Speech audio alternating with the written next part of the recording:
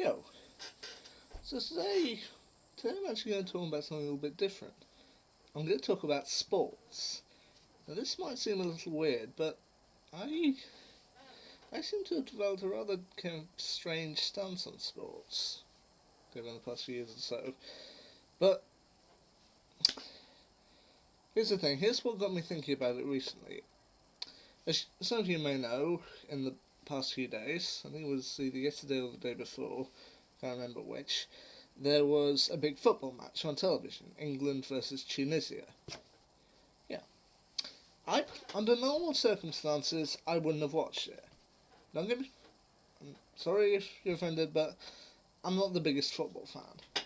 I mean, unless it's clear by kind of most of my content here on YouTube, I'm not the biggest sports fan.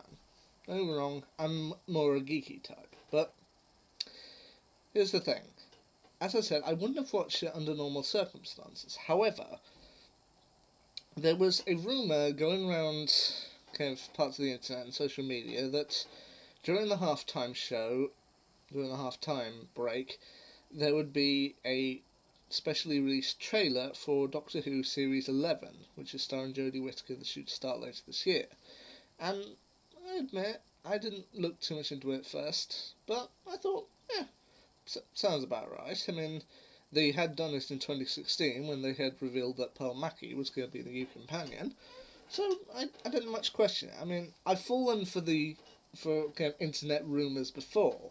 I personally have fallen for them in the past, and I've been on both sides. I've either fallen for them or I've heard them and then thought, no, it's just a rumour, they won't be doing that, and then they turned out to actually do it. So yeah, as I said, I've been on both sides of the pond. But ultimately this time it turned out to just be a rumour. The halftime show came, and the halftime show went, and no trailer.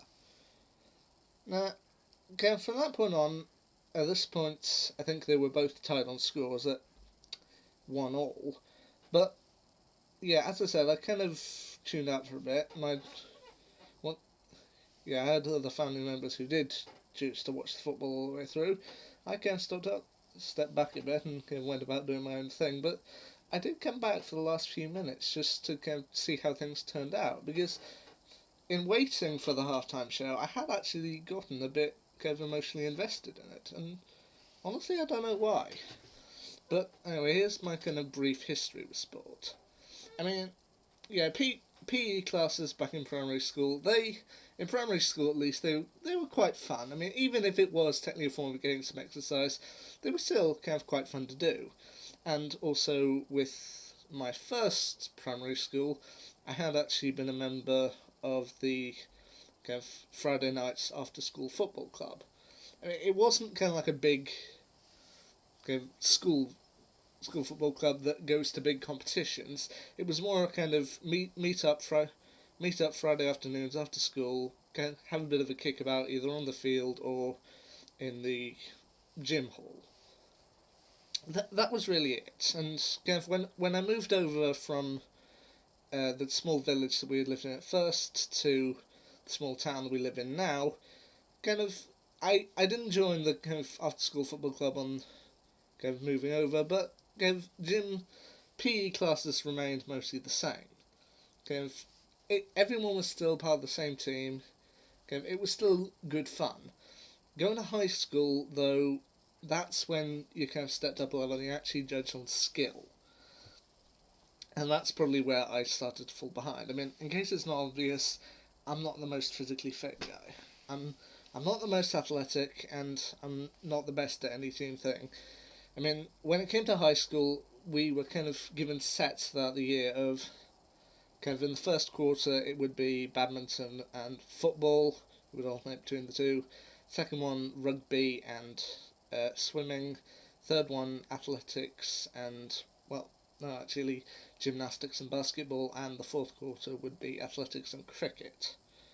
So, yeah, I kind of attended as many as I could. I mean, as I said, I wasn't the most kind of athletic or the most fantastic player ever, but I did, kind of in high school, I think managed to get on the kind of PE teacher's good side. I mean, some of them, I admit, were a bit strict, but I think I managed to get on their good side by that. Even if I wasn't particularly good at the sport we were doing, I would always try. Even if I wasn't the best in the class, I would usually get on the good side by at least I tried hard. I mean, the only one that I think I really had any kind of good ones in were either swimming or basketball. Or I was decent at cricket actually, because my family, when we were when I was little, we had actually got a cricket set, and we did actually play cricket on the front lawn when it was sunny. But then the computer age arrived, and we all swilled away, and I think the cricket set's still out in the shed, gathering dust. But yeah, I wasn't the most athletic inclined. But strangely, I do still have a thing with sports, that an odd relationship where I don't exactly hate them, but I don't exactly enjoy doing them. I mean, I didn't like doing rugby for years because I think either first or second rugby lesson in year 7, I got hit in the mouth with a ball, and I wasn't that keen on rugby afterwards. But a couple of years ago, my parents managed to get tickets to